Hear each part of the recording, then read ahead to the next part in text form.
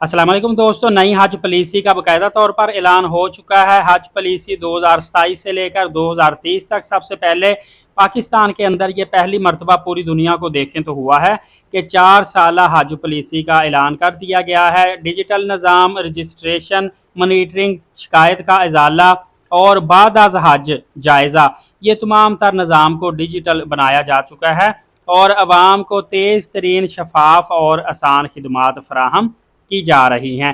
4 साला पॉलिसी का बहुत बड़ा फ़ायदा होगा और ये दुनिया में पहली मरतबा पाकिस्तान में हुआ है कि 4 साला हज पॉलिसी, रजिस्ट्रेशन, वेटिंग लिस्ट, ये सारा निज़ाम मुतारफ़ करवाया गया है ताकि हुज्जाज कराम के लिए आसानियाँ पैदा हो। और इसमें आप 4 साला पॉलिसी में अगर रजिस्ट्रेशन फ़र्ज़ करें आज 2029 या 30 के लिए भी करवाते हैं तो इसमें आपको बेनिफिट ये है कि माहाना या क्वार्टरली आपको हज स्कीम के तहत पेमेंट डिपॉजिट करवानी पड़ेगी और जिस साल आपकी रकम पूरी हो जाएगी, आपने रजिस्ट्रेशन भी करवाई होगी, आप हज के लिए अहल होंगे, जा सकते हैं। और सबसे बड़ा बेनिफिट इस पॉलिसी का ये है कि रहाइश और एयरलाइन का ट्रैवल, ट्रांसपोर्ट, कैटरिंग, सामान की तरसील, ये सारे के सारे मुआहदे जो सऊदीया के साथ जब कबल वक़्त होंगे तो इससे रकम में काफ़ी ज़्यादा कमी आएगी और हज आपको सस्ता करने का मौका मिलेगा। मतलब कि हज के अखराजात में बहुत बड़ी कमी अगले सालों में आएगी। और इस तरह आपको बताता चलूँ, हज 2027 से 30 तक 4 साल तक जो कोटा रहेगा, आपको पता है एक तो कोटा 1,80,000 सऊदी अरब की तरफ से मिल रहा है ना।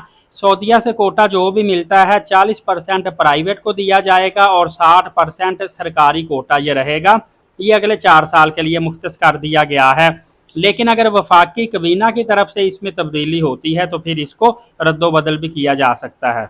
दूसरा ये है कि अगर आपने 2028, 29 या 30 के लिए हज करना है तो उसके लिए आपको 10% रकम रजिस्ट्रेशन के वक्त ही जमा करवानी पड़ेगी ताकि कन्फर्मेशन हो सके कि आप वाकई हज के लिए जाते हैं। कुछ लोग वैसे इरादतन रजिस्ट्रेशन करवा लेते हैं, बाद में उन्होंने जाना होता नहीं या कोशिश नहीं करते। कम से कम आपकी 10% रकम पहले डिपॉजिट होगी तो फिर आप पूरी कोशिश करेंगे।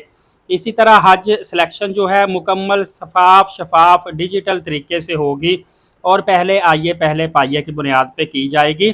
और हज की जो भी रकम बची होती है ये 2013 से लेके 2026 तक यही हुआ है कि हाजियों की बची हुई रकम इनको रिफ़ंड कर दी जाती है और आने वाले सालों में भी जो भी आपकी बची हुई रकम होगी आपको रिफ़ंड कर दी जाएगी।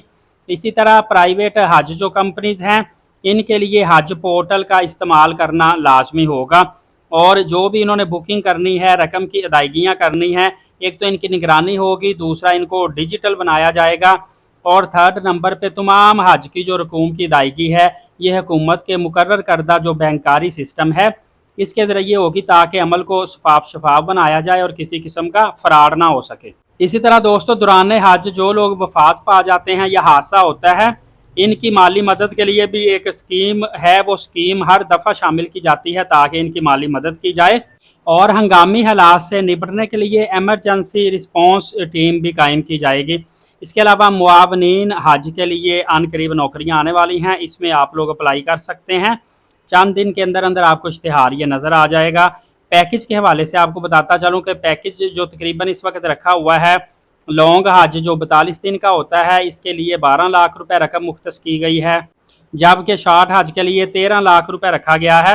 अलबत्ता जब अभी दरखास्तें बाकायदा तौर पर जमा होंगी, अभी तो रजिस्ट्रेशन हुई है ना, एप्लीकेशन जब जमा होंगी तो फिर इस रकम में कमी बेशी का इम्कान भी मौजूद है कि यह रकम कम या ज़्यादा हो सकती है। जो भी इस हवाले से नई लेटेस्ट अपडेट आएगी आपकी खिदमत में लेकर आ जाऊँगा।